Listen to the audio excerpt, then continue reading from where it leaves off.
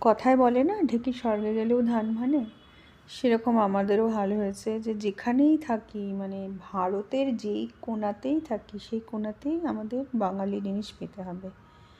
তার মানে এই কচুর শাক, অনেক খুঁজে খুঁজে কচুর শাক কোথায় পেতে যাবে, ইলিশ মাছের মাথা দিয়ে কচুর শাক খাবো বা এমনি নিরামিষ খাবো, তাই জন্য খুঁজে খুঁজে আমরা ব্যাঙ্গালোরে থাকি, ব্যাঙ্গালোরে একটা জায়গাতে পেয়েছি, মানে পেয়ে যেন মনে হলো হাতে ঢোকে কি কচু, মানে সোনা গয়না না কি পেলে, কি এত খুশি, কচুর শাক পেয়েছি, মানে সবাই খুশি হয়ে গেলাম, কচুর শাক পেয়েছি। যাই হোক, কচুর শাক নিয়ে এসে ওটাকে পরিষ্কার করে ধুয়ে টুয়ে আমার পতিদেব তাকে পরিষ্কার করে মানে ঠিকঠাক করে দিলেন।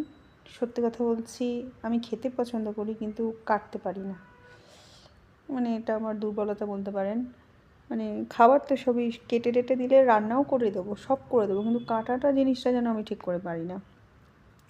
যাই হোক, কচু শাকটা প্রথমে ভালো করে একটু ধুয়ে সেদ্ধ টেদ্ধ করে দিয়েছি, করে জল ফেলে দিয়েছি। একটু কচু মানে হাতটা চুলকায়নি, ভালো কচু শাক ছিল, ভাবতেই পারিনি যে এদেশে এসেও এরকম ভালো কচু শাক পাওয়া যাবে, ভেবেছিলাম জংলা কচু শাক।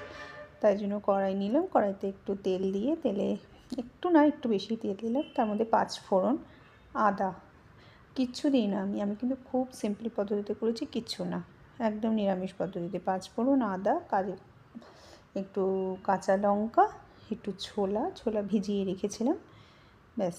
এবার কচু শাকটার সাথে করব, ভালো করে একদম কচু শাকের সাথে নাড়াচাড়া করতে করতে ঢাকা চাপা দিয়ে দিয়ে কিছুক্ষণ ধরে ঢাকা চাপা দেবেন, মানে দিয়ে দেবেন, কচু শাকটা একদম সফট হয়ে শাকের মতন হয়ে যাবে, যেমন শাক খাই শাকের মতন হয়ে যাবে, একদম মানে মাখো মাখো হয়ে যাবে। এখন যখন দিলাম দেখলেন গোটা গোটা ছিল, দেখুন আস্তে আস্তে দেখুন কীরকম নরম হয়ে যাচ্ছে। একটু ঢাকা দিয়ে রাখতে হবে, মানে ঢাকা দিয়ে করতে হবে, ঢাকা দিয়ে করলে ব্যাস একদম ভাজা ভাজা করে ফেলবেন। জলটা যেন থাকে না, জল জল কচুর শাক জানি না খায় কি না কেউ, জানি না, আমরা খায় না সাধারণত, শাকে তো জল জল শাক কেউ খায় না। একমাত্র পালং শাকটা করলে তখন আমরা একটু ঝোল ঝোল, অনেকে খায় পালং শাকের ঝোল ঝোল একটা সবজি করে খায়, খারাপ লাগে না, ভালো লাগে খেতে। যাই হোক, এমনিভাবে নাড়তে নাড়তে দেখবেন সুন্দর হয়ে গেছে একদম, আর গন্ধটা এত সুন্দর বেরিয়েছিল, মানে আমার না 5 ফোড়ন আদা দেওয়ার গন্ধটা, অনেকে কালো জিরে ফোড়ন দিয়ে করে, জিরে আদা, আমি কিন্তু করি না, আমি কিন্তু 5 ফোড়ন, কোনোদিন 5 ফোড়ন দিয়ে করবেন আর আদা বাটা দিয়ে করবেন, খুব সুন্দর গন্ধ বেরোবে। আর যারা যখন আপনি ইলিশ মাছ দেবেন সেটার আলাদা গন্ধ হবে, আমি এটা নিরামিষ করেছি বলে এইভাবে করেছি। একদম রেডি হয়ে গেল আমার কচুর শাক, দারুণ হয়েছিল, ভাত দিয়ে খাওয়ার জন্য তো যথেষ্ট ভালো, মানে গরম ভাতে আমরা খাবো এটা।